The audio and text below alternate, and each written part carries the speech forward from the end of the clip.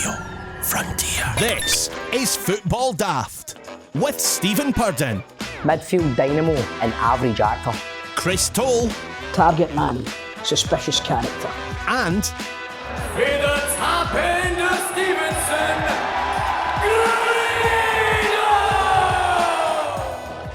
Grado! Welcome to Football Daft, the daftest Scottish football podcast around. My name's Stephen Purden, and let's welcome the team. First, a man who is so scunnered with Neil Lennon that he's actually asking after Big Sam. It's Chris Toll. What's happening, Toll? Back for your fucking annual leave / PS5 day and a half, man. How's things? Alright, mate, alright. I'm not, you know what, I'm not fucking too enamoured with the PS5 yet, but I plugged that into the UHD TV last night. Aye. And Jesus fucking Looks good, mate. Looks good. Looks tremendous. But aye, that was just a throwaway line for Celtic Daft last night. Aye. Big Sam? What's Big Sam doing resale? Would you take Big Sam? Would you take him? Mate, I'd take you now. Mate, I don't think they would take me, but man, there'd be banners out there right away if I get fucking jobbed in there. Hey, and now, let's welcome a man who's been hanging about with Nick Nairn and Dougie Vipond this week. It is Grado. How's it going? Aye, that was good, man. I was way up to Aberdeen there filming for a Hogmanay special. With your Stone Island tap on? my Stone Island tap, which I had to take off the label. But because obviously I can't put that in Hogmanay telly, and I've lost the badge for it, so there you go. That's me well fucked. I think I've left it up there. But anyway, aye, it was good, man. Apart from putting my foot in it with the Gary Rhodes thing. Tell me the story. So we were filming for the Hogmanay programme, right? It's Nick Nairn and Dougie Vipond. And Nick Nairn called me Grado, right?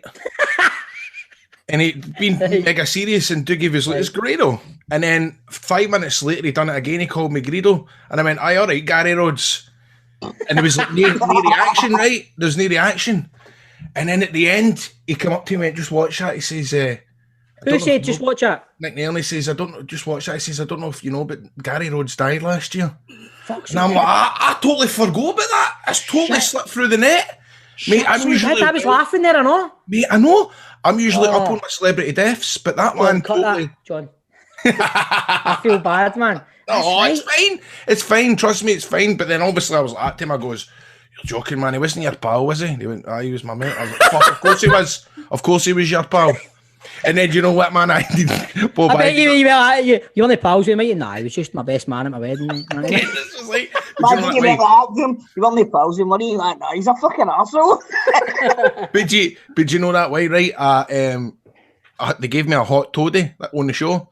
So I was half cut, and then we went for a couple of beers in the week in a hotel room, socially distanced mind, right? And you know that way I was sitting there half cut, Bob going like that. Used to, must be worth a few barbies now.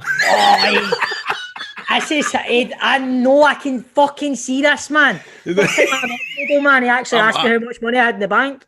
Fuck's sake, man. Honestly, man, and you could tell the pure kind of bars to me. I was asking Nick Nairn the most questions that he's probably heard all his life. No, what about Gordon Ramsay? Yeah? No, I mean, yeah. You still selling books and that? What's he do with books, man? I goes, would that annoy you if I released a cookbook? This guy just doing he's not. And Dougie Vipond tried to get him on the pot. But by the way, they were brand new. Honestly, I got a Nick Nairn cooking book signed. Not that way. Go to page 7 for the macaroni. You're sitting there going like that, man. Nick, have you ever been asked to go and do the live cooking on this morning?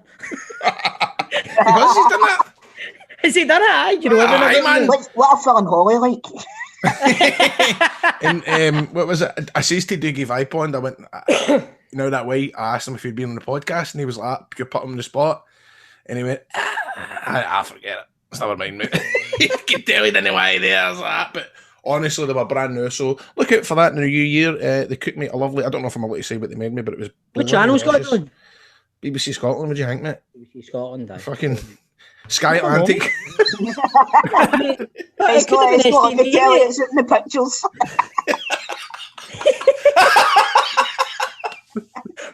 big fucking queues, man, at the old fucking Odeon and all that. Nick Nairn, Dougie Vipond and Grado, man. A wee trailer getting showed you fucking saying Explosions behind them and all that. Oh, aye. The fucking trailer, a pure close-up of Grado's face, and he turns around and calls fucking Nick Nairn Gary Rhodes, man. Stop ripping the arse out of everything, come on. Fuck that's you, right, man. that's my fucking pal.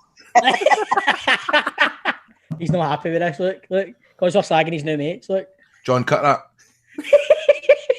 right. So anyway, this week, what's been happening in Scottish football? Well, we have to reflect on the death of an absolute legend, Diego Maradona. That was a sorry yesterday, man. That was a sorry. It was, mate. For me, right, everybody says Pele, right? But for me, Maradona is the greatest player to ever lace up a pair of football boots. I agree. And do you know what? The reason is he done it throughout Europe as well. Pele done it in Brazil and internationally. But Maradona, with the bootstraps, dragged that Argentina team to the World Cup. Right? If he's not in that team, they don't get close to it. No. I mean, I watched the highlights package of the '86 World Cup last night, and see the amount of times he put players through with open goals and they missed it. Aye. It's amazing how they won the World Cup that year, because without him, they would have been nothing, man. Sorry. No, just like what you're saying is right, and I think at club level, he done the same with Napoli. They'd never won the league without him. I mean, Napoli were never. They won the UEFA Cup as well. Aye, they were never. It wasn't the most fashionable move for him to go for Barca to fucking Napoli. Do you know what I mean? But he put Napoli on the map. Do you know what I mean? And I remember watching a documentary where Italy came to the semi-finals or something to play Argentina at the World Cup, and half of fucking Italy were supporting Argentina because of Maradona. I know. Do you know what I mean? I saw that in the documentary. Just that, you know what? Obviously, he had his issues and stuff like that. But mate, that's how I think he's the best. He's flawed. His character's flawed. It shows that a lot of people can relate to him. Pele can't get a hard on. There you go. He's always on the erection problems. Fucking advert, man. I mean, that's true. I think he was the best. In my opinion, he was the best. Scored his first goal for Argentina at Hamden in 1979. Oh, there's that nice wee fact. Aye.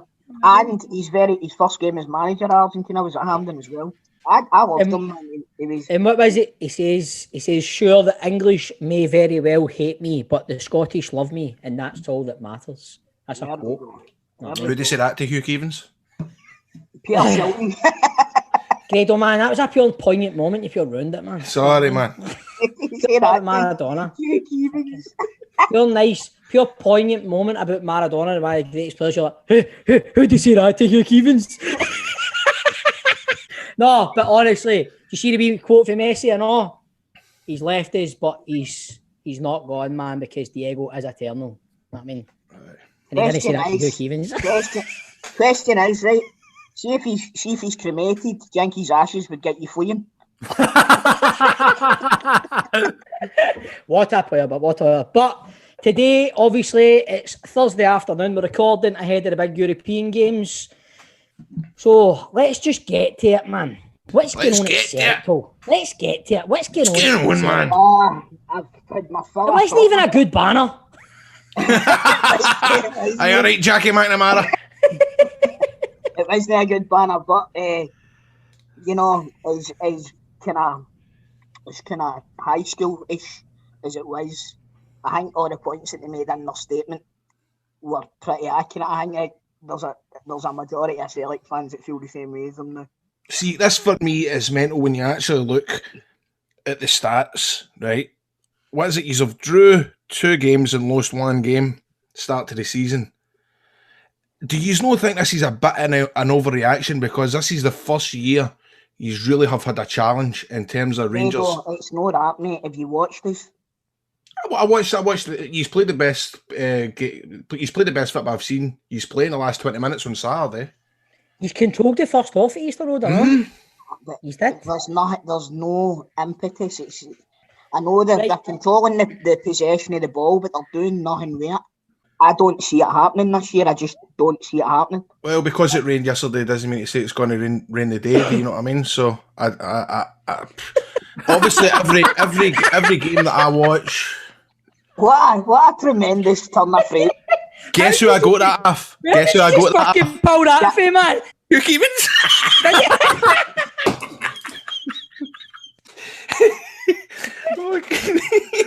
Fucking hell, man, that's a belter. Do you know what I love here though, Chris? Is that these two are sitting going, Why keep Neil Lennon? Keep Neil Lennon. We know why they're wanting you to keep you're Neil fucking Lennon. right. Why is he giving him a chance? Listen, John. Stevie's watched 3 Celtic games this season, one against Rangers, one against Sparta Prague, and one against Hibs. And the last 2 games, he was like that to me. That's the worst Celtic team I've ever seen in my fucking life. They're dreadful. This Celtic team are terrible. I genuinely thought on Saturday, hands up, fucking swear to God, I thought it was only a matter of time before Celtic scored. I thought they controlled the first half, and then it is just like they fucking imploded the second half. I think Lenny's doing a good job. Hi, man.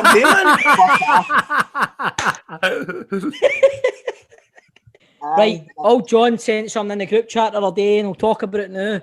The most random celebrity supporter has ever emerged, and it's, how do you pronounce his first name, John? Isaiah Whitlock Jr., a.k.a. Clay Davis from The Wire, a.k.a. the guy who says, shit. What team is it that he supports? Mate, he supports Stenhousemuir. Danny! Aye, he supports Sten, mate. I can smell a question in the quiz. Aye, as usual, man. When did you find that out, John? John. He tweeted it. He tweeted it. Craig Davis from It's on The Wire. socials. Aye, he tweeted a picture of him saying, "Bring on the Queen's Park" or something, and a picture. Bring on the spiders, man. He'd photoshopped a picture of a Stenny top on top of his Wire character. Oh my How God. did fucking Clay Davis be a Stenhousemuir fan? I don't know. But it's like, but honestly, it's a serious, it's his blue tick. He's got the blue tick and everything. And I thought, that's not right wind up. But it's genuinely. So it must be genuine. It's genuinely him, and he supports Stenny. There you go. That's up there with fucking. That's up there with Ryan Reynolds fucking buying. Is it Wrexham? I know just Ryan Reynolds. And the guy who fucking It's Always Sunny. Aye, fuck's sake, man. Wow, Right, boys, so there you go. Clay Davis is a Stenny fan, right? And we asked on Twitter if you know any random supporters of Scottish teams. Sandy says, wait for this one, boys. Michael Palin also supports Stenny. Oh, Michael Palin. That's him that got his balls out Around the world. I remember that. Michael, what do you think Michael Palin's famous for? I remember sitting at my Part of Monty grand's. Python, you fucking man. That's what I'm about to say. I'm intrigued to find out what Grado thinks he's famous for. No, I remember about 2:00 on a random Tuesday afternoon, I was at my grand's, and Michael Palin was on the telly because he travels the world, didn't he? Aye. And he went into a sauna somewhere abroad, and he had his balls out, and they never like disguised it. He was just walking about with his fucking tootle hanging out 2:00 during the day, and it's always stuck with me. You sure that wasn't just one of your granny's videos?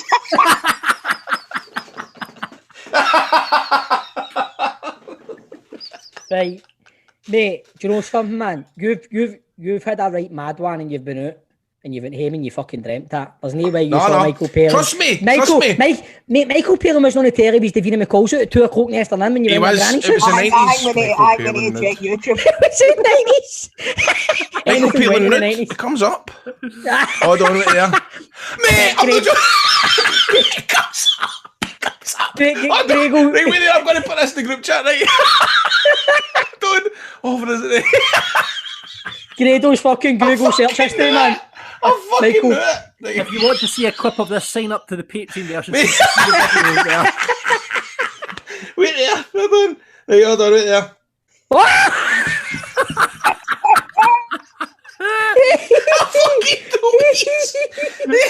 By the way, lads, is it just me or does it look as if he's got 2 willies? Aye. It's his long ball, isn't it? I think he's long ball Larry. Long ball Larry, man. How mental is it that stuck in my head if I was away? It's on the internet. Anyway, he supports Stenhousemuir, so there you go. Aye, right, and I don't know where to go for this. Right, Rab says Bradley Wiggins supports Rangers. Aye, we know that, man. We know that. We know he's a Rangers man. I mean, Louis points out that Wagner from X Factor is a Dundee supporter. He's no, he just gets you get paid a tenner to say that. To say it. No, there is Louis sent pictures of him on the pitch at Dens Park. Because he gets paid. He gets paid. Dundee fan. It's like he's got a mad like that cameo thing. It's a version of that, really, where he gets fucking paid to come on and sing songs. And obviously Dundee have jumped on the bandwagon because there isn't really any Dundee supporters out there. And they go, Wagner to come and fucking go on the pitch. You know what I mean? I better delete this fucking history, man. I'm on ex-hamster Michael Palin.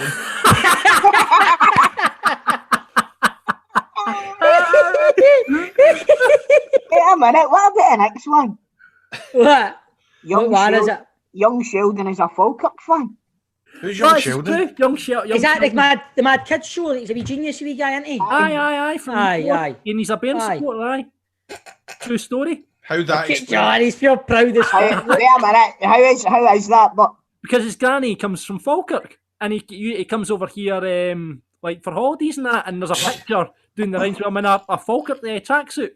We're sitting talking about young Sheldon, and Grado sitting staring at fucking Michael Palin's Davina McCall's on ex-hamster. This show's fucked up today, man. I know, man. Oh, Good right. man. Anyway, on the show today, the Football Daft Open Line is back as we invite you onto the show to speak to myself, Stephen Keevins.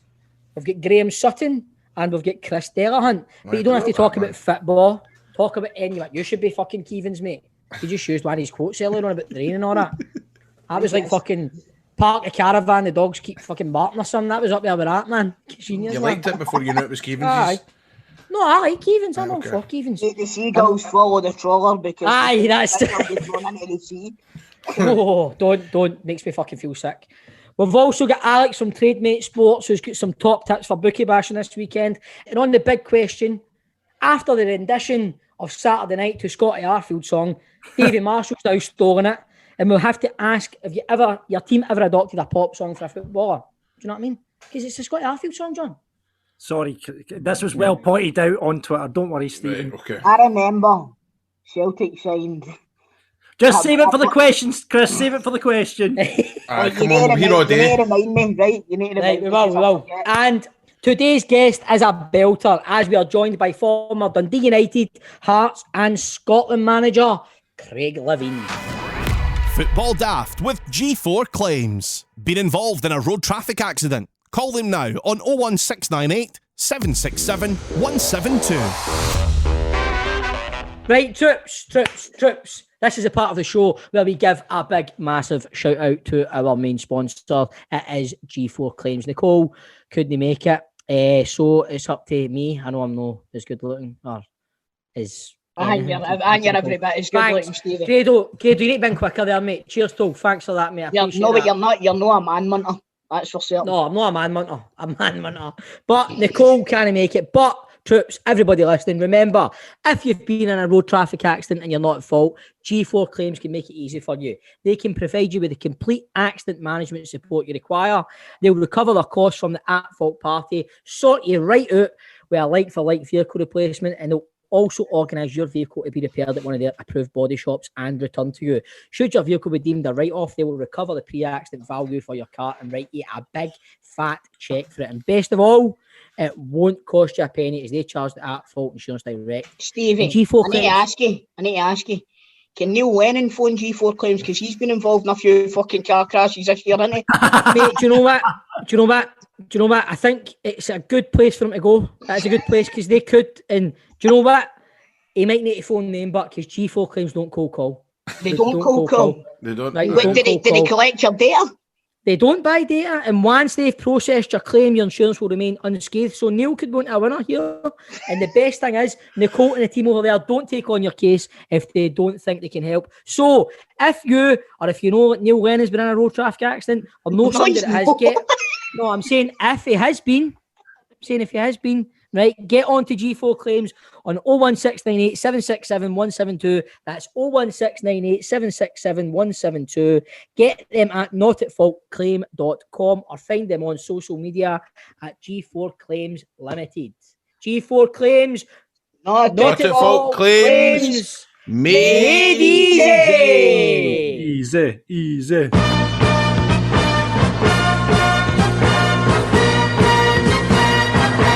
Welcome once again to the Football Daft Open Line. Anything goes in this phone in. You can talk football, you can talk Scott squad, you can talk about the fact that Chris wants Big Sam as the Celtic manager. It's entirely... I do not want Big Sam as a Celtic manager. I just mentioned him. I said, which day in we sell would you take Big Sam? I didn't say I wanted him. But I tell Did you take him back?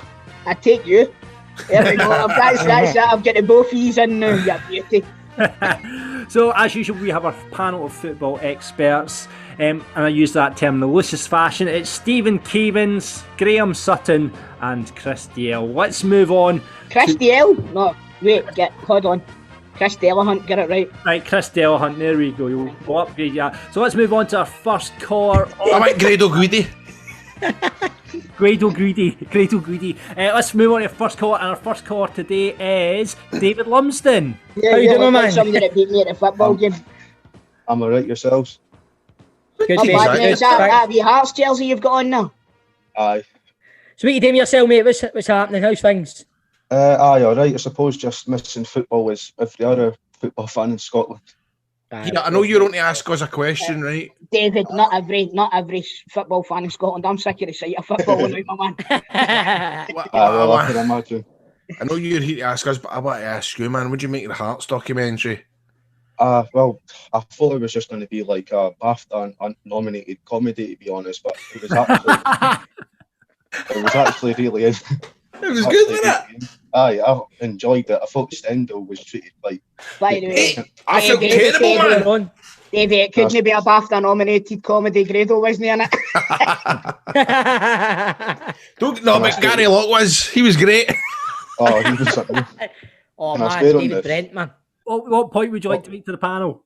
The question I wanted to ask is obviously some lower league teams, like obviously they rely on like Stirling Albion Rovers and stuff rely on like the revenue for tickets to actually survive. But in some cases, they use like even like an English Premiership and in the Scottish Premiership, do you think football with like even Scotland football without fans? Do you think it's in some cases a blessing in disguise? That's a good question, by the way.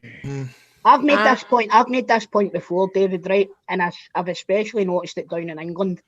I think players are playing with a lot more freedom, and you're seeing a lot more creativity, and you're seeing a lot better goals, and you're seeing some freakish results as well, which you don't tend to get when they see like they have.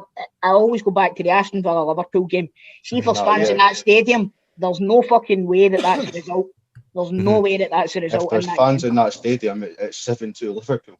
Aye, probably, mate. Aye. So I think it can be a good thing, but also think like in cases like Celtic especially, I think the players are missing the fans being behind them. Aye. I think that's a big thing that's causing the performances to drop as well, mate. I think it's been good for the Rangers team this year because you're seeing players that struggled last year, or at least struggled halfway through the game and kind of never recovered, whereas now the players are playing with confidence. They don't have any groans, moans. Exactly. The back end stray pass. They're playing with the confidence. I think it really has been a blessing for Rangers. I mean, I wouldn't say it's all to do with the fans. I think that would be daft to say that. It would be stupid, but I definitely don't think it's hurt as yet. It's not hurt as yet because, we're about to play thing with the night. Who are we playing tonight? Benfica. You know, a night like this that cries out for Rangers European night. So it's. But it was a game at the start of the season at Ibrox where we played Kilmarnock at Ibrox, and again we huffed and puffed a wee bit, but we got the result in the end. Games like that at the start of the season when you're trying to break teams down, it's the low block. Ibrox can be a horrible place to play your football sometimes, and I think a lot of players, the fans, jump on their back. So I think it has benefited us a wee bit. But I think what Toll's saying as well. What you're saying there as well, that goes for Hearts, especially, David, right? Because see Tynecastle, see, if you've ever been there for a game, that stadium is on top of the pitch. Do you know what I mean? And see like at the end of last season, Hearts weren't playing well. They were losing games and stuff like that. Losing games, right? And unlawfully demoted, I'd say. Yeah, but you understand what I'm saying? Like, see that kind of monkey off the back thing where you've not got the fans in on top of it to cancel. I think that could serve Hearts well. Like it was just weird last season because like Hearts only won 4 league games last season, and twice was at Easter Road. Aye, So that's right. got beat off. And was one against Rangers as well? Aye, what Rangers and then St Mirren, so we can beat Rangers in the cup, then beat Hibs, and then we get beat off St Mirren. That's right. Do you think that was Daniel Stendel's kind of like finest moment then? Because he loved that day, didn't he? Oh, 100%. I think, like, can I swear on the podcast? Yes. Of course. Fuck. 100%. Like, even for the documentary, Stendel was treated quite shit, I'd say, by Budge. And, like, as much as I'm happy Robbie Nielsen's back, because he'd done well on his first spell at Hearts, Daniel Stendel did have a lot more to offer. Bearing in mind, in that spell, we had sacked Levein. And then because Levein's contract wasn't up, Stendel was actually working for Levein, because Levein went back up to the boardroom until his contract ran out at the end of the season. Well, I'm sure we'll find out from Craig Levein later in the interview, David, what we'll the see what he crack is feels. there. We'll see what he says. Get any messages you want to pass on to him? Oh, no. That's all right. That's all right, because we've already done the interview. Fuck's sake, Crystal. Right, David, thank you very much for Thank you, David. Cheers, David, man. That was good, David. That Thanks was for good, coming on. Next caller up is Jim, and Jim wants to talk about a charity that he's got to set up. Hi guys, thanks for inviting me on here. How you doing, Go Jim? ahead and go on, mate, guys. Just explain exactly what it is, yeah. Take the floor, Biggie. Take the floor. I'll tell you what it is. My name's Jim Gilmore. I stay up in Anstruther in Fife, and I've got a son, Cameron, who's 4, nearly 5. He's 5 next week. Cameron's he's actually got quite a long-winded thing. It's spastic quadriplegia cerebral palsy, which basically means Cameron can't walk, he can't crawl, and unless we try and do something about this, he's never going to be able to, basically. So what we've done is we've set up a charity through a charity called Just for Children. We've got a fundraising page to try and raise as much money as we can, because we've found out about an operation in America for Cameron. It's SDR. It's basically what they do is it's an operation in the spine, which frees things up for him, and they can then work on him and build all his muscles up, and hopefully get him up on his feet, and well, probably crawling to start with. But you never know with advances in medicine and stuff. Maybe in years to come, he might be able to walk, and that's the hope that we've got. It's not really, if I'm being honest with you guys, it's not really an appeal for money. Obviously, that'd be great if people see the fundraising page and donate whatever they can. But it's more that I've contacted all the football teams basically over Britain, trying to get signed strips, etc. But because of COVID, we can't get anything because they're not able to get into the clubs to get the signatures off the players because they're in bubbles. I don't know if this will be any use to you, mate, but I'd be happy to donate one of my strips and I'll get the boys to sign it. I don't know if that'd be any use. Chris. As I say, anything at all, mate. Absolutely anything at all. I've got wrestling gear. I've got plenty of merch, mate. If you're going to do a fundraising thing, I would absolutely. Right. Well, what we've been doing, Grado, is we've been doing kind of on. I've got a lot of donations for golf clubs. I'm a golfer myself, which you probably find boring, but golf's a great game. Love golf, mate. I've contacted a lot of golf clubs, and they've donated like green tee times 4 balls and stuff like that, and some golf equipment. And we've been doing online auctions. But it'd be great to get the football kind of family involved, and get strips auctions and stuff. So I know that's quite popular with people, and because it's obviously for a children's charity, people can relate to that. Most folk have got kids, you know what I mean, so they can relate to that. So as I say, any help at all, it's not really an appeal for money. As I say, it's an appeal because I know you've got contacts that I haven't got within the footballing world. So anything at all, guys. Mate. And if I can send details to you, could you maybe even just share it on your Twitter and stuff like that? Absolutely. Of course, mate. I'm 100%, mate. We will definitely. What I'll say to you, Jim, is basically, Football Daft, if anyone's listening to the podcast and can help Jim out, we'll put all the details up on our Twitter. And also, Jim, when we get back into the studio and all this sort of nonsense is finished, we'll put up an auction, a studio experience, so someone can come into the studio, sit, we'll interview the guests, chat with the boys, we'll get them on the show. So we'll sort you. I might even tell them my big brother story. There you go. we can keep that for later then. So, listen, Jim, thank you very much for coming on. If anyone can help out Jim, we'll put all your details up on the Twitter on Football Daft. Right. Cheers, Jim. All the best. Cheers, Jim. Thanks a lot, mate. All right. Bye-bye. Well done, cheers, mate. See you later, Jim. All the best. Let's move on to our next caller, who is Davie, who has a couple of questions for you. How you doing, Davie? Hey! How's it going, my man? You call me boring. For all the podcast listeners, Davie's got a beer in hand and obviously getting ready for the Rangers game tonight. Lovely, mate. Looks good. I don't like this guy. Chris, you're my favourite pundit. Do you know what? I really like this guy. Right. In the last couple of weeks, he's been my favourite pundit. I'm not to be honest with you. He's easily offended, though. He's easily offended. Davey, you're through to the panel. What would you like to say to them? So, obviously, there's a lot going on in the football world. I like to take us all away for that. A wee bit of chill time, take Chris away for the depression and kind of warm up to life. You know what I mean? Guy. So, this is what I'm saying. I don't know whether I should tell you the story and then ask you the question, or ask you the question and then tell you a story. I'll leave it up to you. Give us the story first. She's a story. Right, so I was 26, I'm 34 now. So 26, I was a nightclub DJ. I worked Thursday to Sunday, 4 nights a week. At that age, I was on Tinder, daft. Just swank my everything and anything, no matter what they look like, where they were from. You know what I mean?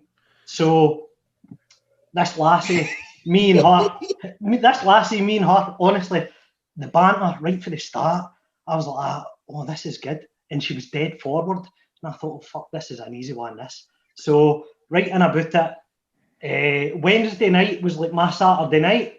So, we arranged to go. Do you know where Missoula is in Glasgow? Yes. Right, so we arranged to meet in there. So, everything was going fine, texts, exchanging, all that. And she was dead forward, dead flirty, and I'm like, oh, can't wait till Wednesday. So Wednesday comes, and about 4 o'clock in the afternoon, she sends me a text, still on for the night. I'm like, aye, no bother. She's like, meet me in Missoula. And I'm like, right, okay. So then the alarm bell starts to go, and I'm like, why would you ask me to meet you in the pub? Surely you want to meet at the train station or whatever if you're meeting somebody for the first time. So I know what's coming here. Right, so in I go, and choking for it. So that's how I'm away, you know what I mean? I'm honest enough to admit it. So in I goes, in Missoula, and I'm in about 15 minutes early. So I'm in at 7:15, and I'm supposed to be meeting her at 7:30. So goes to the guy at the bar. I says, "Gives a bottle of Peroni." So I'm like, my fucking Peroni. Drinking like juice. I says, "Gives another one." So I starts looking at the watch, and I'm going, oh, fuck, where the fuck is she? Starts getting my phone out, starts playing with my phone. I start to get nervous. So 7:30, sure enough, there's no sign here. And I'm like panicking now. What a bard this guy is. I'm hanging on every fucking word. So anyway, as you know, Missoula, they've got that kind of L-shaped bar. So they've got the main bar, and then it breaks for where the kitchen is, and the waiting staff go through it, and then there's a wee bar at the top corner, right? So gets to about 20 to 8, and I sees this bird peer round at the L-shaped bar, and she's making direct eye contact with me. I'm like, who the fuck is this? Right? And I was like, and why is she looking at me? Right? I said, have I got something on me or all that? So I'm getting really nervous at this point.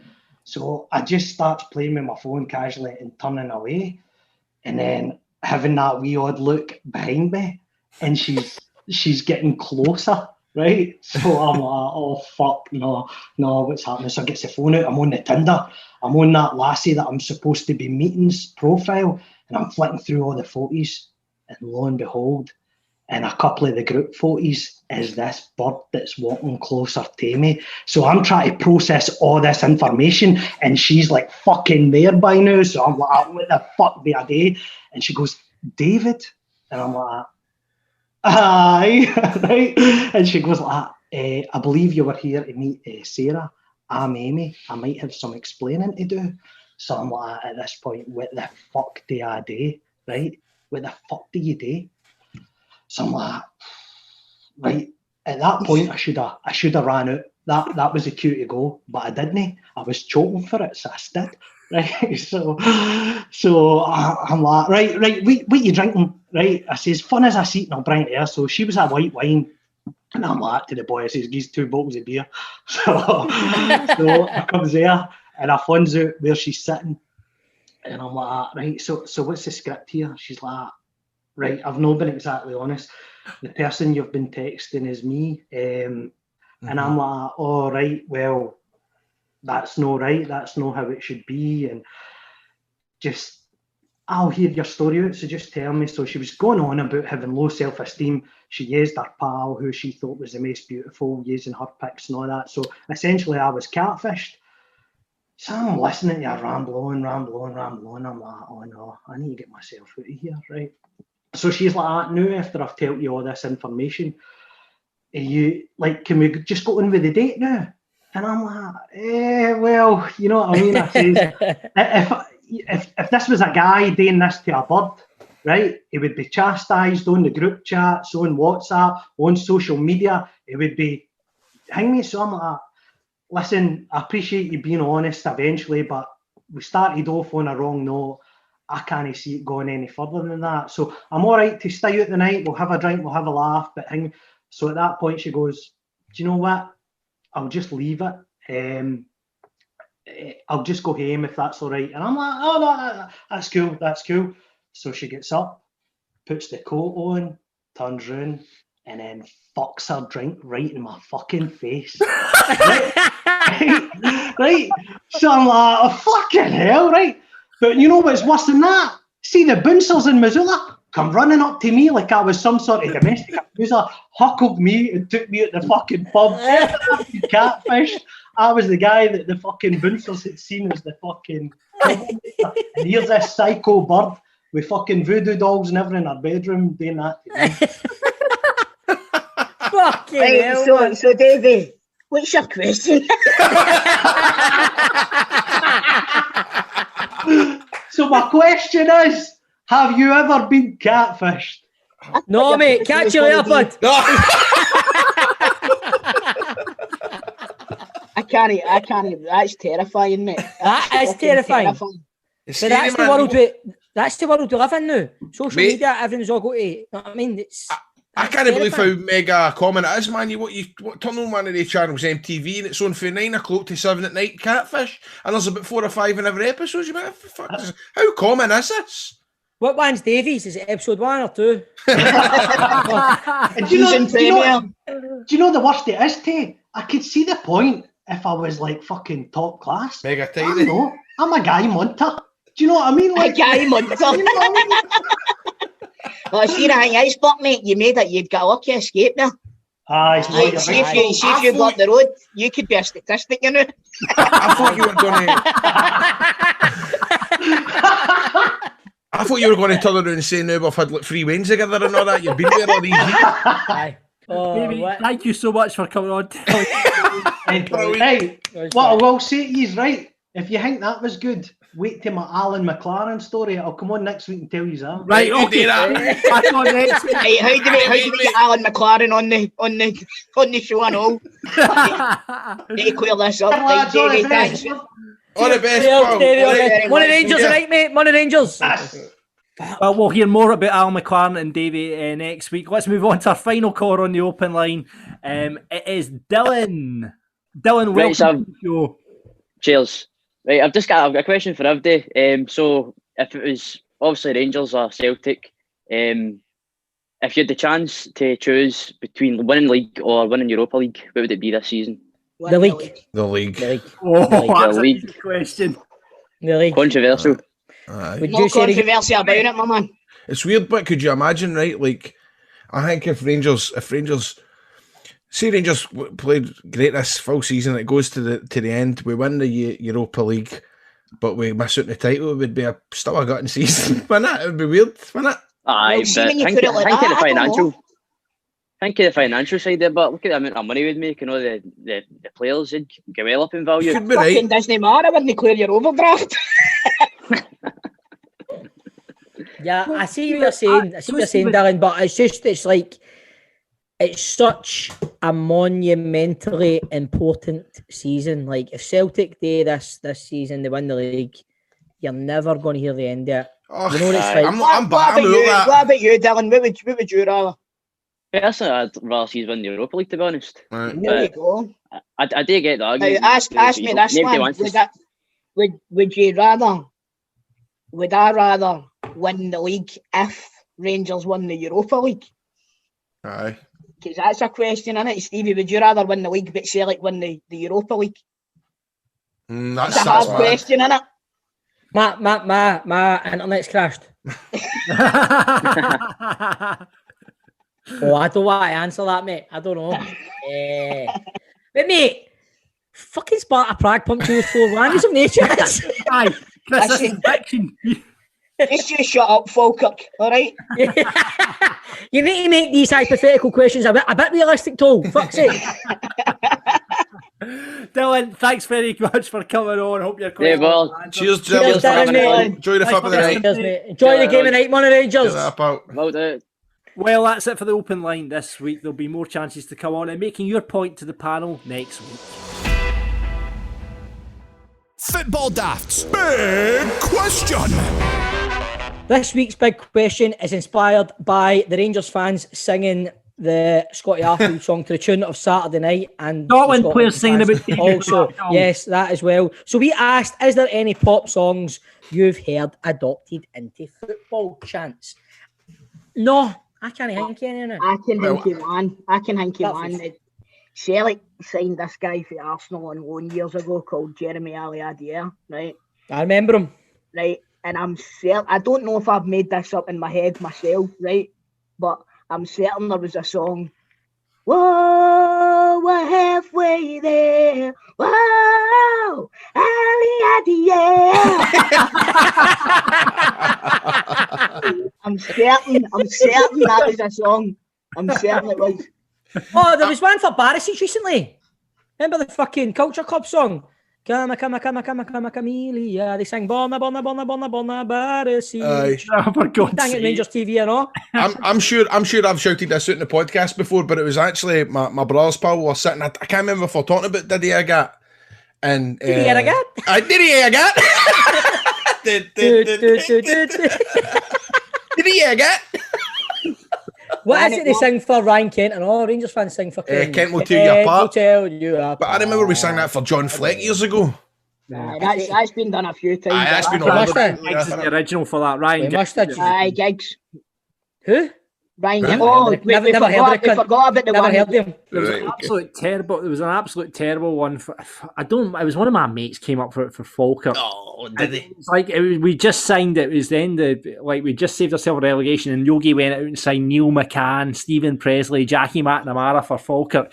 So it was that end of the season game when everyone's pissed. We're away to Kilmarnock and we're all in the pub, and this boy just started the tune to the Macarena, right?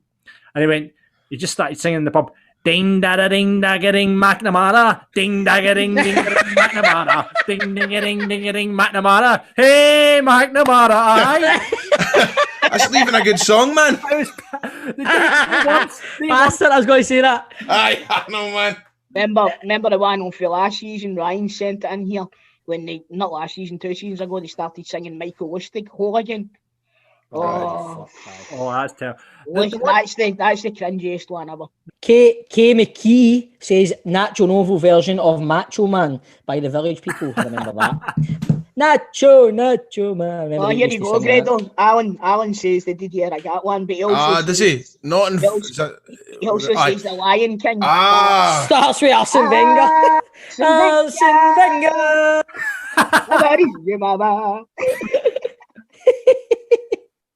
Reese Anderson says, "What's the story, Bolingoli?" You sang that though.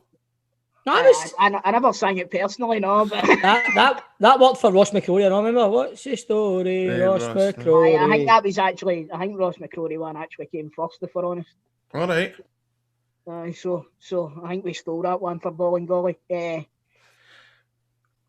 Oh fuck! It's just went dead, hasn't it? It's just went dead. A belter. Right, Ryan says Alfredo. Alfredo to the tune of the Banana Splits. What's the Banana Splits? I just know the song. I don't know.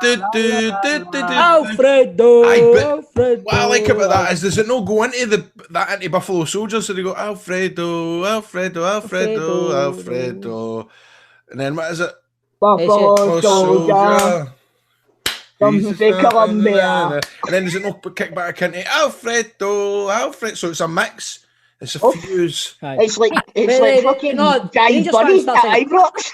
They start singing Alfredo Murray. The other one's just and then it's the Alfredo. Right, cool man. Right, so then David Kerr to 5. Keep on moving.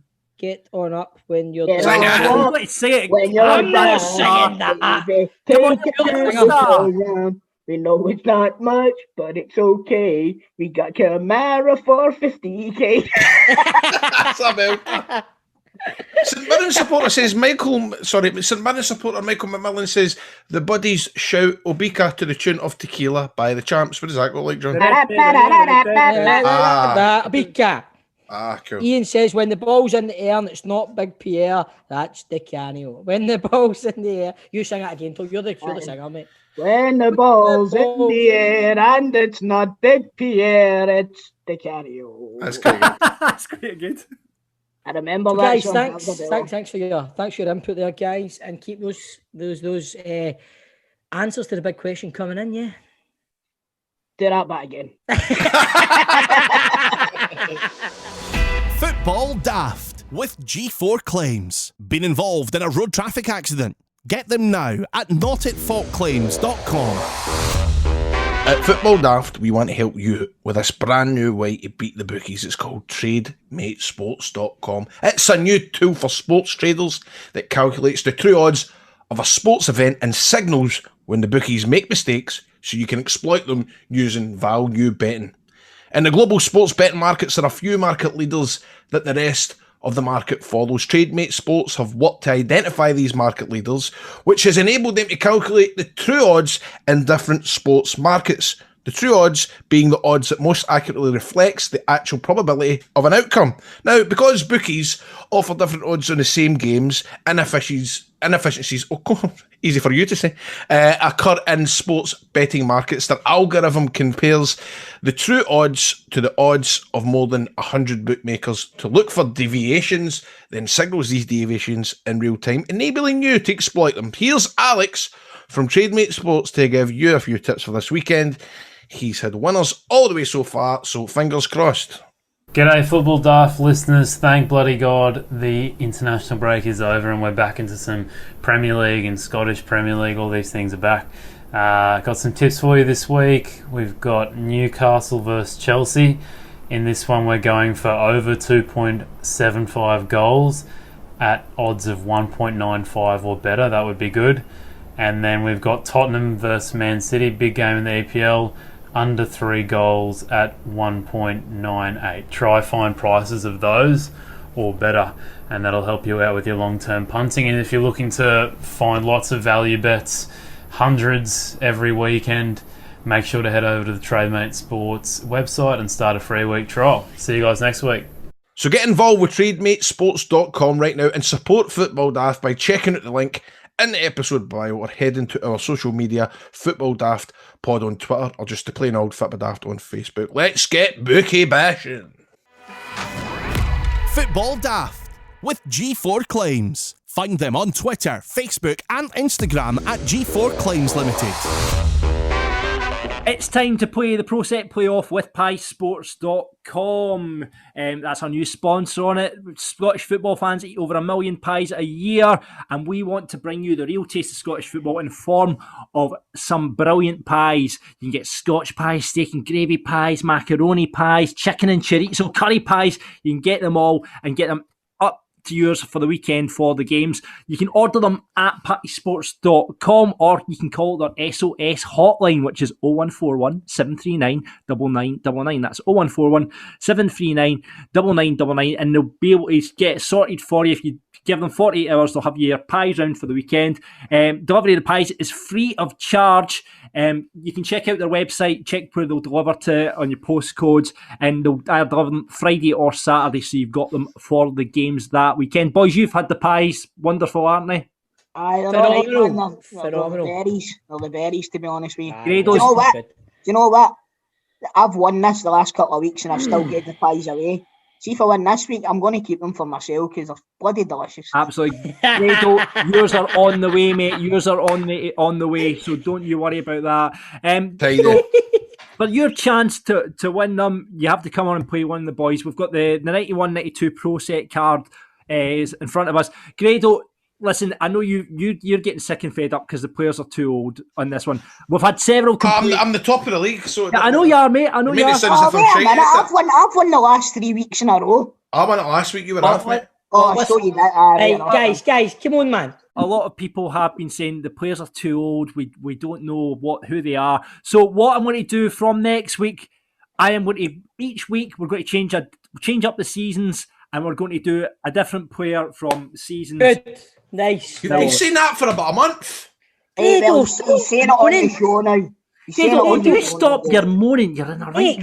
Honestly, aye, John, I'm with you here. He's acting like a big hardy. Honestly, absolutely. Come on now. Right, anyway, so that's what's going to happen from next week. But this week, we're still on the Pro Set cards, and we've got a contestant on to play. It's Ross. Hi, Ross. Welcome, afternoon. Ross. How you doing, mate?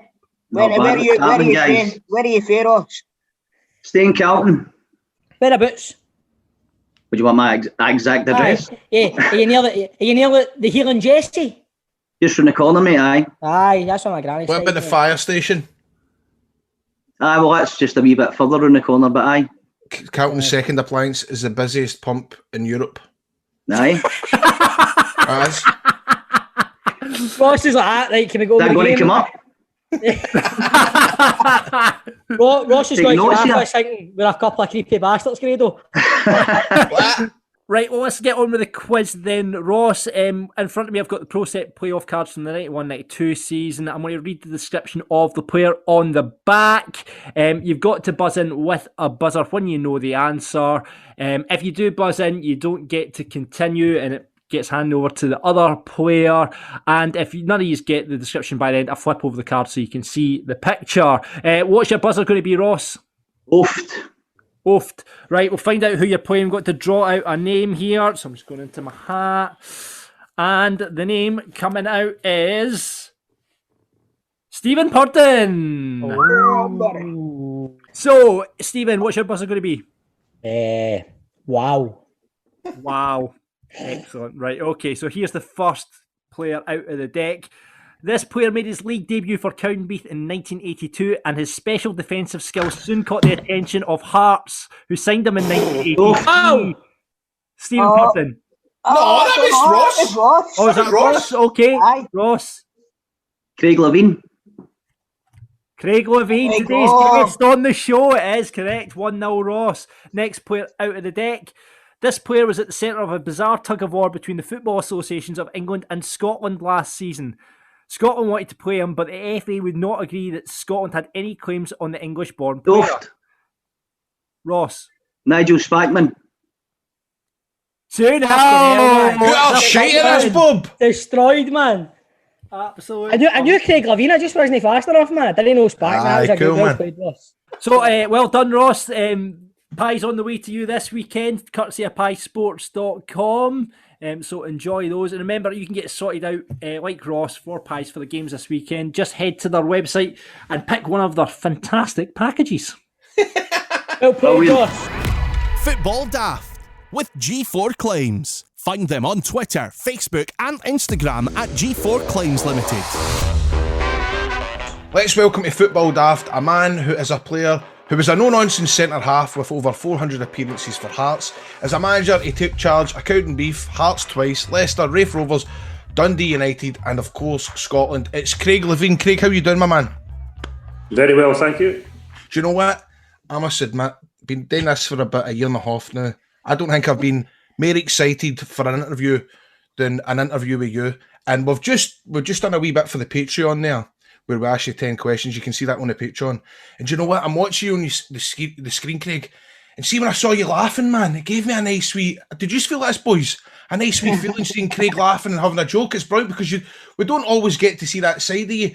And we're telling you to let off your steam. Listen, you're with your pals today, Craig, right? We're going to have a wee bit of carry on, a wee bit of laugh. It's just let everything out, all your steam.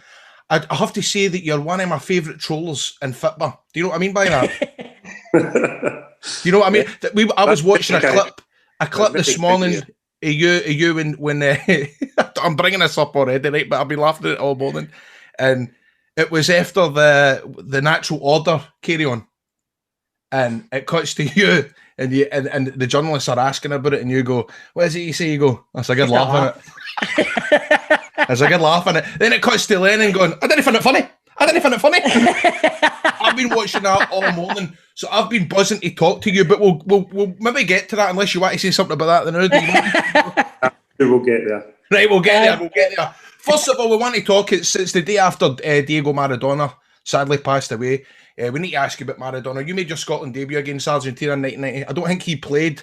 No, he didn't play in that game. He must have been going to be playing and shit himself or something. Did you ever have any encounters with Maradona over the years? Did you ever bump into him? I didn't. No, didn't. I wasn't fortunate enough to. I thought he was going to play in that game. There was rumoured that he was going to play in the game that I played, but. Yeah, by the way, you must have been shiting yourself. I mean, the wonderful players at that time. You know, that was my debut actually for Scotland. And we won, which I thought was brilliant. Stuart McKimmie, I think it was, it scored the winning goal.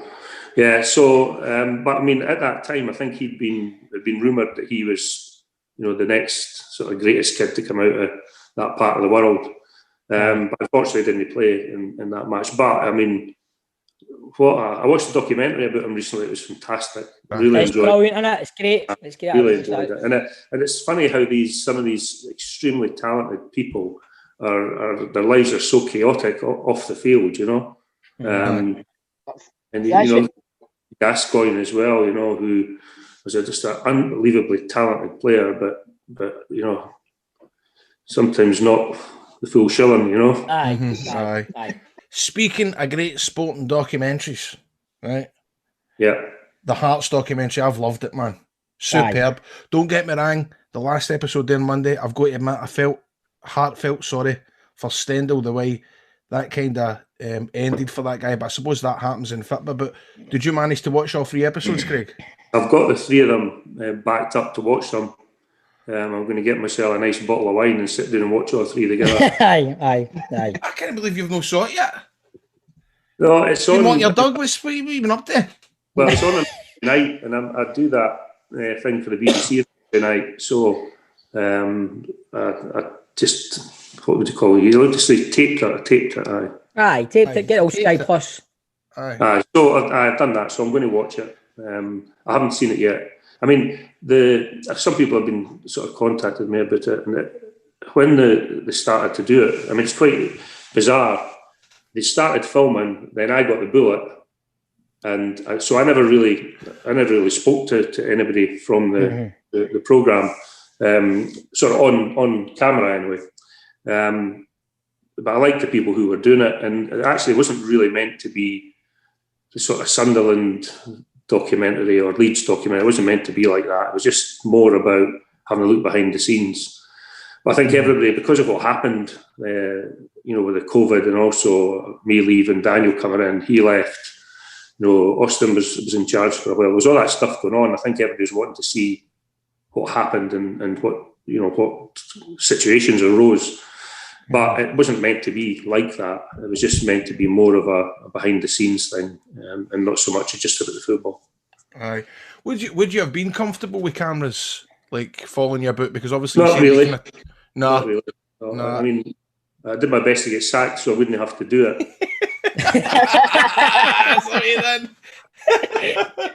That's brilliant.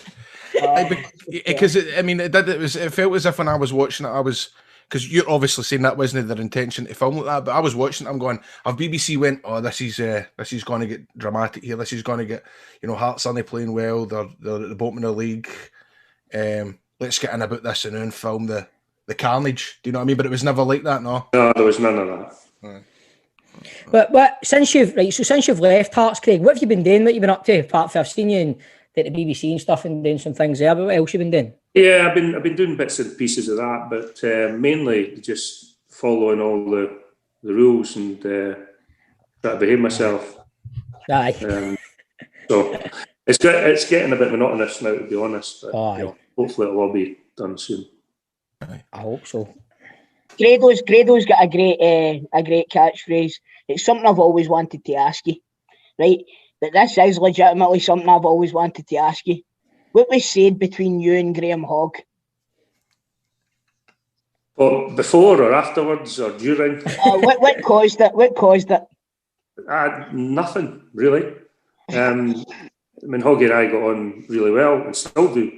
And it had been, if I remember correctly, it was such a long time ago. If I remember correctly, it was a pre-season match, and Raith Rovers. It was against Raith, and Tommy McLean had come in as the manager. I think it was Joe Jordan before him, if I remember rightly. I'm not 100% sure, but Tommy had come in. Pre-season had been poor. We hadn't been playing very well, and we were terrible in that match against Raith Rovers.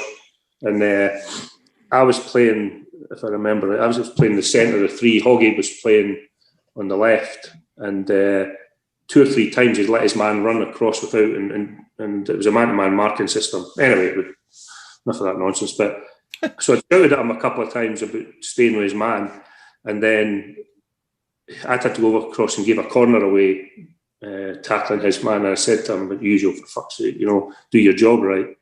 And he took a swing at me, and I had reacted before I'd even thought about it, and and luckily enough he missed, and unfortunately I managed to catch him, and I got seriously got a 14-game ban. That's mental. 14. Honestly, got a 14-game ban, and could have been worse. You could have been Duncan Ferguson and ended up in the jail.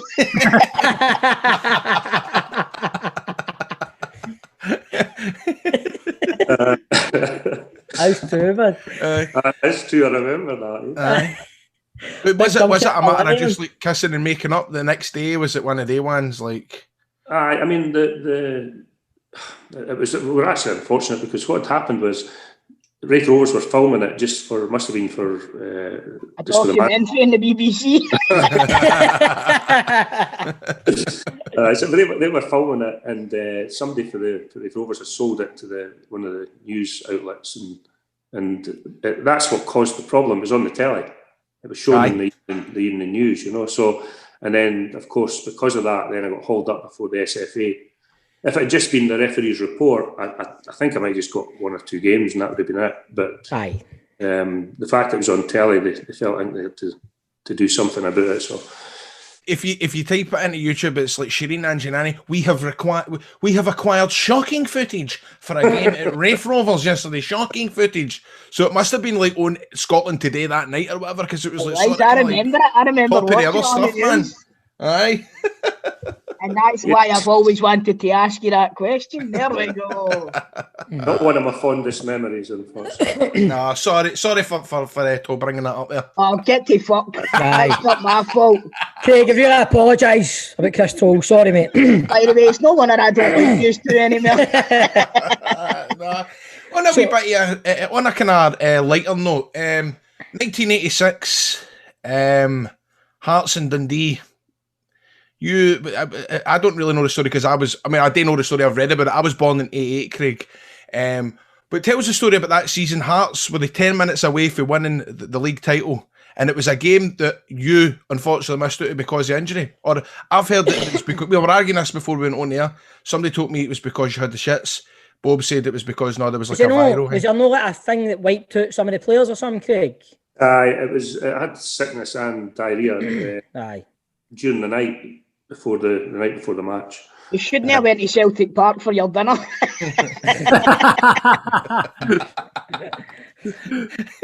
So I woke up in the morning. I felt, I'd been sitting in the toilet and I felt terrible, and I'd phoned to let the manager, Alec McDonald, know, and he said, "Look, just forget it."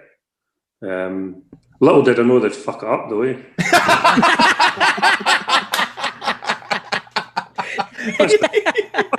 For one game. You said one job. Listen, one game doesn't win the league, all right? The best team win the league. Oh. So, was it, did you... Was that when St Mirren lay down? Was that St Mirren lay down? Was it in goal difference, wasn't it? Goal difference? I think it was, aye. It was goal difference. Aye, Celtic won 5-0 at Love. No, you won 4-0. 5-0, mate. Was it 5-0? It was 4-0. 5-0, mate. It was 5, Sorry, mate. Oh, sorry, By Cole, the mate. way, Stephen, don't ever fucking correct me about Celtic again, mate, alright? All right, mate. All right, mate. Here, Craig, you know what I want to ask you about, right? You said it on BBC, right? And I kicked off, right? But you were talking about this year, you would rather see Rangers win the league because you're fed up listening to this 10-0 Kieran, and you know that if Celtic win 10-0, we're going to have to put up with it for years. Do you still stand by that? Well, I'm fed up with the two of them, eh? Honestly, that's all people think football is in Scotland. I know, where you go. And the press play up to it all the time, eh?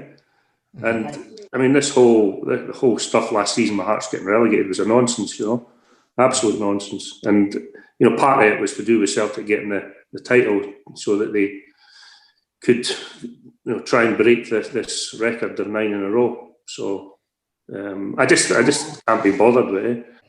That for a while, David Murray ran Scottish football, and Rangers were calling all the shots and were getting all the good publicity. And now I think Celtic are doing exactly the same, and they call the shots with all the big decisions in Scotland, and I think it's really unfair. And so I can't be bothered with the nonsense, Can't be bothered. So tell me this one then: if Neil Lennon loses his job tomorrow and Celtic offer you it, do you take it? If Neil Lennon loses his job, I'd be bitterly disappointed. I think he's done more than enough to deserve the opportunity to stay in charge. You can see how they're playing now, and that's why you're saying you want Lennon to stay. Yeah, so I like Lennon. He's a good lad, and he knows more than most what's required at Celtic. So there's a long way to go yet. Mm-hmm. What do you think, though, Craig? You never answered my question there. Would you take a job? I doubt very much whether they get offered it. Come on, it's a hypothetical. Come on, all right, fair play. We'll leave it at Have you, Craig, in your time away from Hearts now, have you applied for any jobs, or have you been approached for any jobs that you've just thought it's not been right for you? Yeah, I've had a couple of foreign opportunities to go to foreign clubs. Mm-hmm. There was a situation where I nearly took a job in Canada recently. But I really don't know what's around the corner, what I want to do, Mm-hmm. So I'll just sit tight for the moment. I'm enjoying doing the radio stuff. That's been a good laugh. So I quite like that. And I'll just wait and see what comes up. Do you know what you see listening to you on the radio? It's like we were saying earlier on, it's like a different person than we've seen on the sidelines of the pitch and stuff like that. You're a lot more laid back and you come across really well as well. I think the boys will agree with me there. What do you think? 100%. That's why we were delighted to get you on the show today. Absolutely. Do you think there has been a change over the years with you, Craig, or have you always been the same, do you feel? Because in the last couple of years, as I said, you've totally entertained me and plenty of other folk with your post-match interviews and press conferences. I think you're money. I love watching your interviews. And has that been a kind of change in yourself over the years, or you always had that and I've just missed it? I think when I was younger, I was more guarded, and I love having a laugh. It's one of the best things.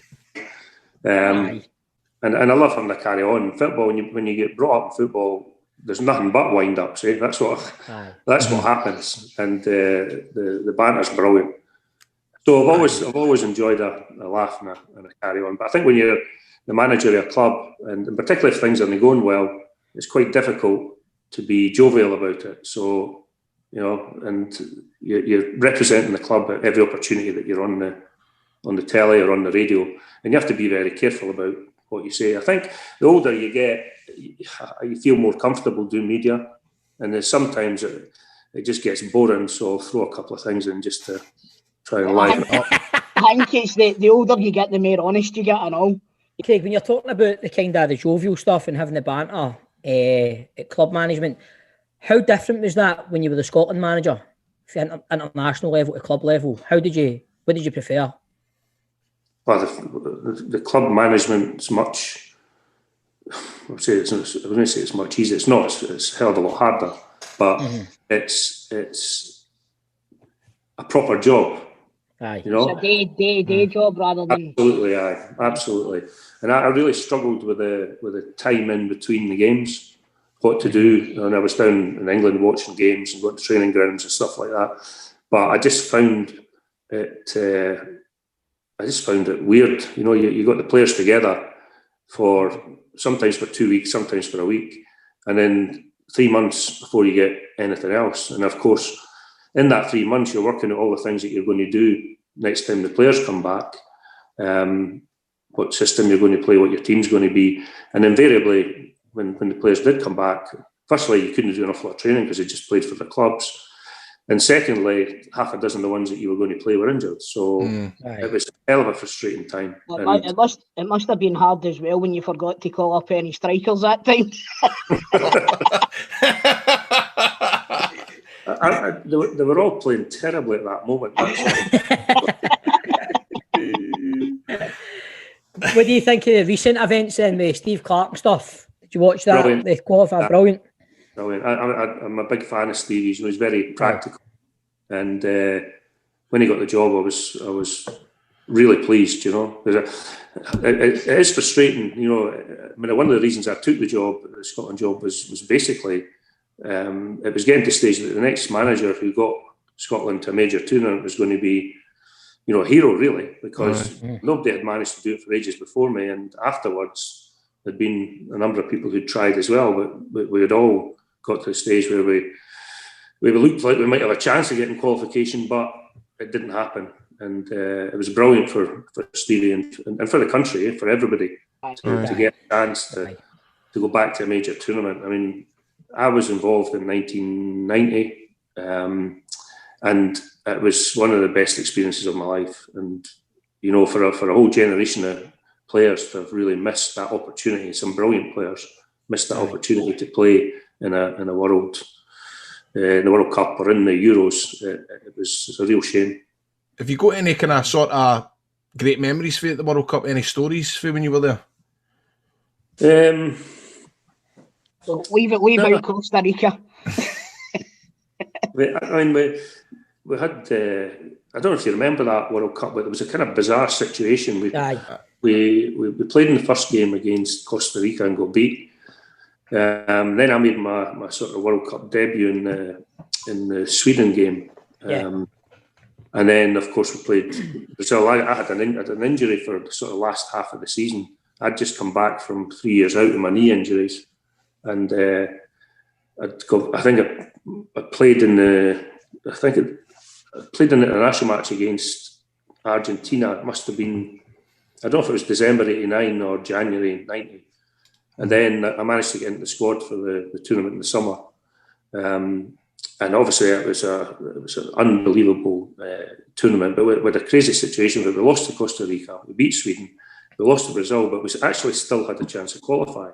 I can't remember the exact details of it. We had to wait on another game before, you know, we could have still qualified if one result later that night had gone our way. And I think we'd gone out. I don't think we were supposed to. I mean, Big Dave McPherson had gone for a couple of beers just to settle your nerves, and just to settle the nerves. And we were sitting in the bar. Craig Brown came in. Sandy Roxburgh was the manager, and so you're in trouble, boys. You're supposed to be at a meeting. Obviously, nobody told us about the meeting, and. And he gave me a bit of dressing down in the boozer, but he then stayed and had a drink with us, so it was all right. Italian. Back to club football, Craig. Have you been keeping tabs on Hearts and the Championship? How have they been doing? Yeah. I'm still really friendly with Robbie, and speak to Anna occasionally. I haven't spoken for a wee while this time, but I mean, I speak to her occasionally, and quite a lot of the people still keep in touch. So. You know, I think there's a certainty to go back up. You know, I just think what happened, this voting and all the rest of it in the summer there was just a nonsense. You know, the whole time. Tell us how you feel about that. Come on, come on. I just think that there was a great opportunity for Scottish football to pull together and reorganise the leagues so that nobody was really punished essentially for the COVID situation. So I think Scotland football missed an opportunity. Aye.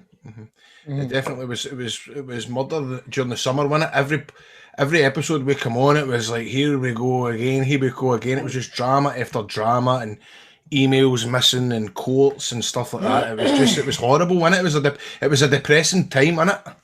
Aye, it was It was a good laugh, wasn't it? Craig, yeah, you see. Craig, once again, Craig, myself and Grado apologise for Chris Toll. Once again. You set me up there, Grado. You set me up, my man. Fucking. It was like you're watching like the Bundesliga, you're watching the English Premiership getting finished, and then up here, it was farcical. And up here, obviously, I mean, you might be happy because Hearts might somehow beat Celtic in the final, but you're still finishing last season's Scottish Cup. It's a farce. Do you know what I mean? I know. I mean, it's all about money, isn't it? The whole thing's about money, and that's why the Scottish Cup continued. It was just everybody needs money, and unfortunately, that was overriding everything last season whenever they made their decisions on what they were going to do to finish the season, and there was a hell of a sort of strong will from one club in particular to finish the league in a certain way. I 100%. I agree. 100%. Baby. 100%, Kate. I was saying the same myself, mate. I was saying the same. Listen, I think it was brought to a democratic vote, and I think teams voted the way they voted, and I think if you don't like that, get your nose in a fucking sling. All right, how do you like that then? What about the Donald Trump-like vote tinkering that we got? Oh, wait a minute, you're allegedly, Craig, allegedly. Just what we are saying, we don't want you going to jail for this interview, man, right? That should have refused to go down and just get turning up at the Premier League grounds. That's what he should have done. Outside with our bags. Come on. That's brilliant. So what, do you still keep in touch with you touched on it a minute there, you spoke to Budge and stuff. Do you still keep in touch, Craig? I haven't spoken to her for a while this time. It's probably been a month or two, but she's a lovely woman. And people don't really understand what she's done for Hearts and how much of her time and money that she's invested in a situation where initially her plan was to buy the club out of administration and to sell it back to the supporters and get her I think it was £2 million she paid. I mean, the incredible thing is, when she came back into Hearts, the turnover was something like $4.5 million a year. She bought the club for £2 million out of administration, was in the process of selling it back to supporters on a monthly basis. And by the time, well, certainly when I left, the turnover was up at 13 million. Now, most people would buy a club for 2 million with a turnover of 4 or 5, and then they'd be looking for 6 or 7 for the club once its turnover got up to 13 or 14 million. But her view was she just wanted to do something for the club, So fair play. He works in there 7 days a week. She's foot to the floor, doesn't take a penny. I mean, when she goes away on trips with Hearts, she puts her hand in her pocket and pays for her own hotels and all the rest of it. Most of the directors I've worked for in the past couldn't wait to get their credit cards out. And, the club credit card and pay for everything, It's a breath of fresh air. What I wanted to ask you about as well, and I feel like Piers Morgan, man, I'm asking these questions. I'm feeling in case you're like fucking all these controversial things, right? But I think Craig was expecting a few questions when he came on the podcast, Grado. So no, I know, but everyone I'm asking, they're all meaty. Like, I want to ask you about when he's interviewed for the Hearts job, he's interviewed a couple of players, you're the director of football, and then you went, fuck it, I'll do it. Like, right, these are all fucking idiots, man. You know what I mean? What happened there? Well, the first time when Robbie left, Ian Cathro was my idea. I'd worked with Ian at Dundee United, and a little bit of stuff at Scotland as well. And he's a bright young coach, and I'd convinced the board to take a chance on him when Robbie left. that didn't work. I mean, it's no doubt in his coaching capabilities, it's just that his life experience and, being put in the hot seat. I don't think he was quite ready for it. But then when he went, then there was a round of interviews, and the board, and Anne in particular, wasn't happy with any of the sort of people that had been interviewed. And they asked, one of the board members asked me if I would take the job. And at first I said no. But then the thing dragged on, and eventually I went to Anne and I just said, look, I'll go back in and do it for the time being, see if we can get things back on track. And I kind of wish I hadn't. I mean, the director of football stuff was quite onerous, never mind taking on the... Never mind being the manager as well and director of football. That's a double dunter there, Craig, isn't it? Well, how do you think Romanov felt? He was the owner, the director of football and the manager. The goalie coach.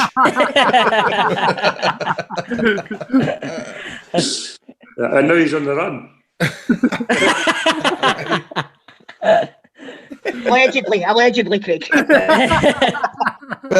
But is that something you like doing? Because you done that at Dundee United as well, wasn't it? That you had the two positions, the director of football and manager. Do you just love getting in about it, the extra stuff that's added and running the club? Is that your deal, or is it just you've been asked to do it? Yeah, well, a lot of the time, I mean, I've got a huge interest in the development of younger players. I really take great enjoyment and pleasure from, seeing good young lads that you've had in academies. I mean, John Suter, the first time I coached John Suter, he was 12-year-old, So, and, there was loads of kids at Dundee United that have gone on to do really good things. Stuart Armstrong was there was Ryan Gold was there. There's loads of them. And at Hearts first time round, Craig Gordon, I gave him his debut. And he's gone on to, obviously, Christoph Berra, I gave him his debut. So there's those younger players. I take great delight. It's one of the pleasures of being a manager is that, working with young players at those ages, 12 to 16, and then eventually seeing the players progress to be good enough to play first team football. And then a lot of them go on and play for the international team. So, yes, it's good to get paid for doing the job, but I just think getting paid is not enough for me. I like to get something else out of the job, and paying close attention to what's happening in the academy is something I've always had a keen interest in. It must be decent as well, but if you're the director of football and you're the manager, then at least you know that you're the one that's making the signings as well. I mean, the thing about the director of football, there isn't a real sort of defined job description for it, because a lot of clubs do it in different ways. I mean, a lot of clubs abroad, it's the director of football and the scouting department that sign all the players. Aye. And then they give them to the manager and say, here's the players that you've got to work with. In Scotland and England, but not so much England now, but it's kind of frowned upon, that the director of football should be involved in anything to do with picking the players. But I mean, even like Hibs, Celtic have got transfer committees, where the people there make decisions based on what the collective is rather than just the manager himself. So things are changing, and the director of football role isn't as clearly defined as people think. Sometimes you never hear of any director. A lot of the big clubs in England, they all have directors of football, but you never hear from these guys. It was quite an alien thing up here. I remember when Rangers done it, and then obviously Ross Wilson's there now, but it was like it was alien to a lot of Scottish football supporters. I think had Celtic not done it previously with Kenny Dalglish and John Barnes? Was that not that kind of setup? Aye, I think so. Aye. Fucking hell! Remember we had Jock Brown. That's right. Aye. Did he run down with notes, Jock Brown? Did he ever do that? Tell us about that, Craig. Was that actually real? Because I don't know if that was ever cleared up. That was nonsense. Was it? Yeah, absolute nonsense. I mean, in all my time as the director of football with Robbie or Ian, I never got involved in telling them who they should sign or who they should play, ever. And even during matches, I never got involved at all. That wasn't my responsibility. And in fact, I was there as a sounding board for them if they wanted to come and ask me stuff. And my main thing was, once they'd made their mind up about which players they were wanting. My job was to go and get them and get the deal over the line. So, I mean, Robbie's been on record numerous times saying exactly the same thing, and Ian said the same as well. So, it's just it's paper talk shite. Aye, of course. Well, it just caused a bit of grief, and it wasn't true, basically, you know. So obviously, it was you that recommended Ian Cathro and stuff. Then, Craig, have you ever sat down with me and after it had a beer and go, "What the fuck were you playing at there, Ian?" You know what I mean? You know what I mean? Like, you had to step in for you there, mate. Come on. You give me a redneck here, son. I end up in a fucking documentary because of you. No, I haven't had the chance to do that. He went down to. He's on the run as well with Roman. He's got a decent job now. He's been on the Premier League teams, isn't he? Is it Wolves? Wolves, aye. He's at Wolves with Nuno, and I mean, he went to Rio Ave in Portugal with Nuno, and then he went across to Spain. Who was he with in Spain? But Nuno, it was where Nuno was. I can't remember off the top of my head. And then obviously he'd come back, went to Newcastle, then came to Hearts, and Nuno had gone to Wolves. So I mean, you know, where does that connection come from? He met Nuno on a SFA A licence course, I think it was. Do you not think that with Ian Cathro, though, the players and the Scottish football mentality held him back? Do you not think he's a wee bit ahead of his time for Scottish football? I do think he is on the coaching front. I really do. I don't see the thing is that in Scotland, you got to play the game with the media, you know, and I think that was something that I didn't think Ian took too seriously, you know, and he thought he could just sort of, you know, fob people off, and it wasn't the most important thing that he had to deal with. So he was never really engaging in as much as that was just my opinion, of course, but he's never really engaging as much as he needed to do to get them on side.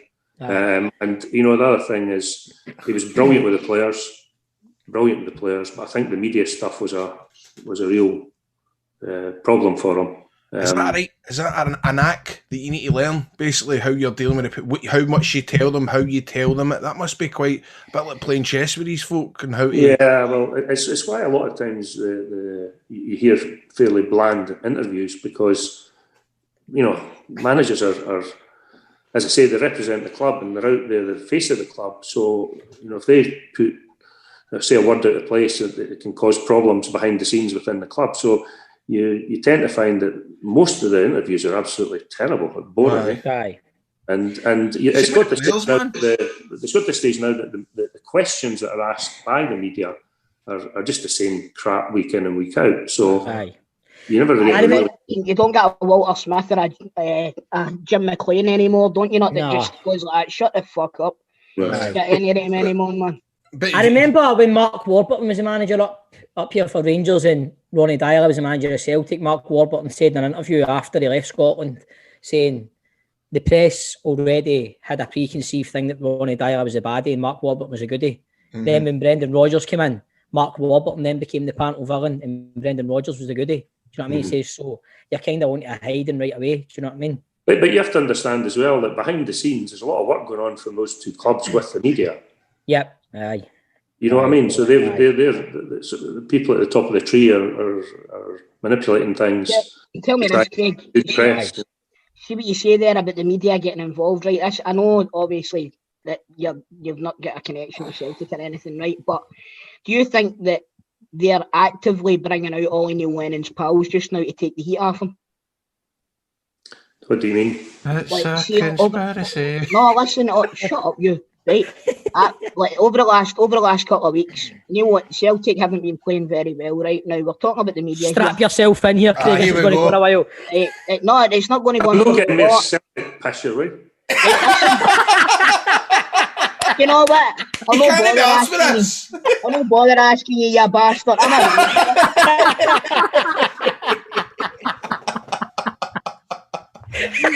Fucking hell, I need to put up with these two dicks and then I need to fucking, you know what I mean, take the hassle off you and all that stuff. So Chris, does that answer your question?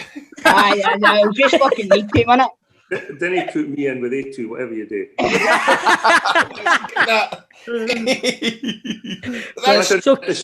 sooner the two Old Firm teams get invited down to play in that Billionaires League down in England, the better it'll be for everybody. Oh, I think you're right there. I think you're right there. Oh, brilliant. See, that's, well, I mean, it must be frustrating, folk always talking about the Old Firm. Tell us about the time, the Edinburgh Derby. Is that just magical? It depends if you win. Aye. I mean, it's a brilliant fixture. There's been loads of lucky enough to be involved in lots of matches, and there's been loads of brilliant stories, and there's been some heartache as well. Mm-hmm. But I just love the game. I love the fixture. I love the lead up to it. And I mean, it's afterwards it can be sore and it lasts for a few days, but you just need to get on with it. But it's a when people talk about derby matches and say the Old Firm's best derby in the world, the derby matches are all the same. It's just there's more people at those games. So Aye. if you've got, I don't know, if you've got Brechin against Montrose or something, and an Angus derby or whatever that is, Talbot and Cumnock. Well, that's what I'm saying. But it doesn't mean any less to the punters. It means just as much as it does to the Celtic Rangers and the Hearts and Hibs punters. Just that there's more of them. Mm-hmm. It's the same thing. Right. Derby matches are brilliant. But see how when we spoke about at the start, and the Cathro with you and Lennon about the natural order and stuff like that, and he's telling you it's going to come back to haunt you and stuff like that. Did you just laugh all that off? Did you just love being involved with all that carry on? Did he take it too serious? See, the thing is, for me, that I'm not going to say anything that's offensive. Mm-hmm. It's a wind up, and I'm just having a carry on. And I know, of course. And I'm not. I mean, I wouldn't stand there before a derby match and saying we're going to hammer Hibs 6-0 today. I mean, it's just nonsense. Now, that does get people's backs up, but I think when these games are coming around, you already have an eye on the fixture because you've looked at the beginning of the season to see when you're playing each other, and you let the grass grow and all. I mean that. That was funny.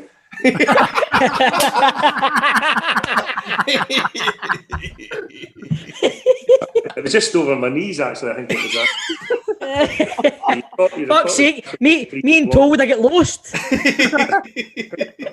Couldn't find my way at the stadium that night. Yeah, that was funny. What do you think of Hibs now then? Looking across the other team there. Jack's doing a good job. Yeah. I mean, it's funny. I mean, they haven't changed the personnel that much from last season, but they're going really well. I mean, I keep it. I'm not saying a favourite of any good feelings for Hibs, but at the same time, I like to see Edinburgh teams doing well, particularly against the Old Firm. So. Aye. As long as it didn't win right this season at Easter Road. As long as it didn't win anything, Hibs, that's all right. I think the boy up front, that be Kevin Nisbet, he's a good player. Doing brilliantly, isn't he? Aye, he looks good, man. He really looks good. So, well, we move on to the Craig. That's what we do every week. Is we do a week. You explain it, Bob. The quiz. You kind of better than me. What we do every week, Craig, is we let Stephen explain everything. Right. So every week on Football Daft, we put our guests' football knowledge to the test in a 90-second quiz, Craig. Stevie, tell me you told them about it. Honestly, no, because you can't tell them about it because then they won't come on. You know what I mean? But at the top of the leaderboard, we've got John Sutton and Chick Young. They're joint top with 15. We've got Mark Wilson and Keith Lasley tucked in behind with 14. What's the lowest? I'll get there. Good Dr. Kenny Duker and Kevin Harper are on 13. We've got other selected scores, including Barry Ferguson on 12, Charlie Adam on 10, Lee Miller on 6. But at the bottom of the table, the strongest man in Scottish football is Falkirk man David McCracken. He's at the bottom with 1. So what do you think, Craig? I'm going to try and beat David. Right. Right, so here we go. We'll get 90 seconds on the clock. Producer John Grado, do you want to ask a question? I'll ask the questions, Craig, and you can't pass. You have to get an answer right. Listen, I might get through 2 or 3 questions if I'm not allowed to pass. Well, just say anything. Just say something for the ones that you want to pass. Right, we're ready, John. You ready, There you Craig? go. Right. Which club did Aidan McGeady leave Celtic for? Good question. Middlesbrough? Angus the Bull is a mascot of which Scottish club? Angus the Bull. Aberdeen? At what club do you have your best win percentage as manager? At what club? Oh, good question. Is it Cowdenbeath? Who is currently top of League One? Cove? Who is currently the manager of Greenock Morton? That's Christ, what's his name? Davie. He was at Livingston, wasn't he? Was it Morton before? Hopkins. What team ended Liverpool's unbeaten run at Anfield this week?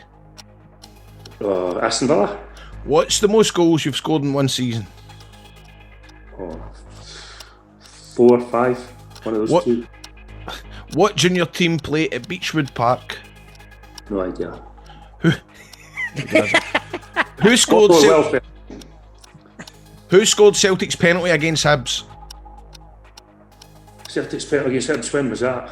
Saturday. Can you give me a year? What year was it? Saturday there, 2020. Celtic's penalty. Was it Callum McGregor? Clay Davis from The Wire has revealed he supports which football team? I've no idea. I don't even know who Clay Davis is or what The Wire is. Time.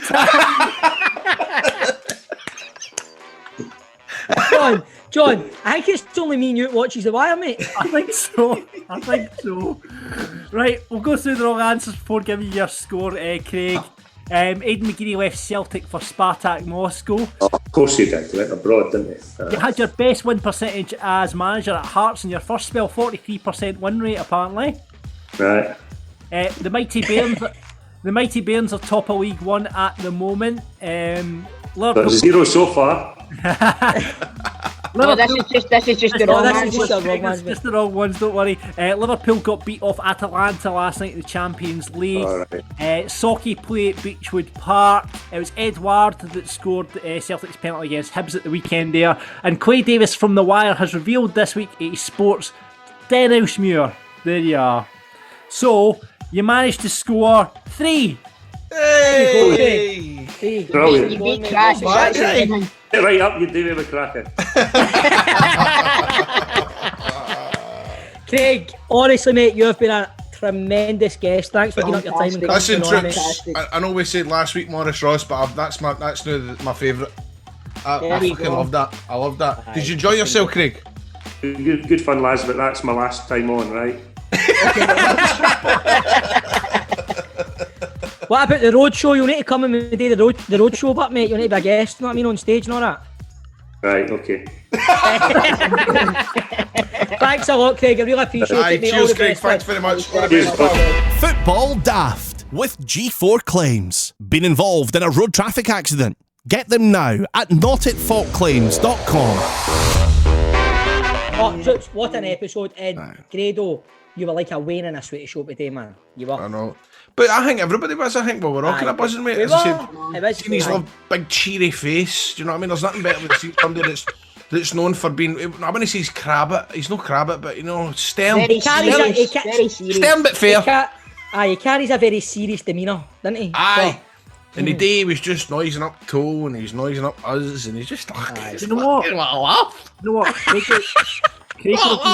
Craig Levein doesn't give a fuck, does he? No, man, he doesn't care, man. Pipe bomb! Aye, so imagine he come up with a Stone Cold t-shirt sitting in his... Guys, let's not ruin the outro with fucking wrestling chat. Imagine Craig Levein on Cameo. It's Craig Levein here. Happy birthday. No, but honestly, all the listeners out there, man, if you want to see it, sign up to Patreon, see the YouTube version. It was funny, and you need to see this as well. You need to see this because his face was it was expressive, wasn't he? What a guest, man. He was brilliant. He was funny as fuck, and I took my medicine off him all to be fair. You did. And talking of Patreon, you can get involved, patreon.com/football daft. You'll get all the bonus podcasts up there and all the outtakes and the teammates with Craig Levein, which is also good. But what else are you getting this weekend, boys? This weekend. The watch along. one of Rangers, it could be a tough game, you know, they've got a shitey pitch. So it's one of the ones we go there with confidence, but obviously John, as he said on Rangers Daft this week, is you're quite confident yourself, aren't you, John? Yep, it's the football daft derby, Falkirk versus Rangers in the cup.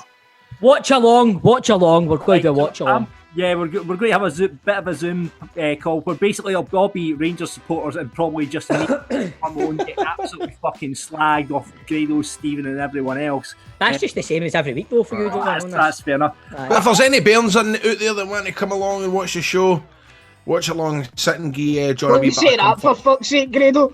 What? If there's any bairns that want to come on your videos, Get involved at patreon.com/football daft. I'm having a bit of a watch along with the cup game this weekend. No, but honestly, this week will be a laugh. Sunday. What's the kick-off? 5 p.m. kick-off on 7 o'clock kick-off. 7 o'clock kick-off, aye. And I'm off on the Monday, so I am going to be pissed and watching this. Yeah, so am I'm going to have a few beers. Graham's not doing it now. I'm on Monday. I'm on Monday. Wait a minute, hold on, Grado. You were willing to stay up to watch Survivor Series that Sunday there, you cunt. Do your job that you're getting paid for. Aye. Well said, Tom. Chris, you going to come on and be a fellow bairn? No, it's a Ranger. No, I get mixed up for a bairn too often, mate. Right, hurry up and get to this Big Brother shite. I can't, mate. I've already said that I'll tell him the story. Remember when we were on the Open Line? Aye, we are at the Andy McLaren. Right, okay. Anyway, that's been great and everybody's been brilliant and we'll catch you next week on Football Daft. We definitely need to get a catchphrase for the end of this show. I know, man. I know, man. That's it. I know, man. Thanks very much for listening. I know, man. Audio Frontier.